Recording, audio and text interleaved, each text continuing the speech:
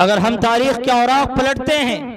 صحابیات کی زندگیوں کا مطالعہ کرتے ہیں، تو ان تمام چیزوں کی نظیریں ہمیں ملتی ہے۔ اگر تمہیں عالمہ کی تلاش ہے تو صدیقہ عائشہ کی حیات پاک کا مطالعہ کرو، اگر تمہیں حافظہ کی تلاش ہے تو ملکہ زبیدہ کی کنیزوں سے عبرت حاصل کرو، اگر تمہیں واعظہ کی تلاش ہے تو ام احمد کا حال پوچھو، اگر تمہیں صوفیہ کی تلاش ہے تو رابعہ بصریہ کو دیکھو۔ خواتین اسلام نے یہ کارہائے نمایاں، یہ خدمات جلیلہ صرف علمی میدان ہی میں نہیں بلکہ اس کے علاوہ اور میدانوں میں بھی انجام دیا ہے۔ اگر رائے حق میں استقامت دیکھنی ہے تو حضرت سمیہ کی استقامت دیکھو، اگر عبادات دیکھنی ہے تو حضرت حفصہ کی عبادت دیکھو، اگر فہم و فراست دیکھنی ہے تو حضرت بریرہ کی فراست دیکھو، اگر ملی اور سماجی خدمات دیکھنی ہے تو زبیدہ بنت جعفر کی خدمات دیکھو۔ غرض یہ کہ تاریخ اسلام میں ہزاروں ایسی خواتین موجود ہیں، ہزاروں ایسی عورتیں موجود ہیں جن کے محنت و کارکردگی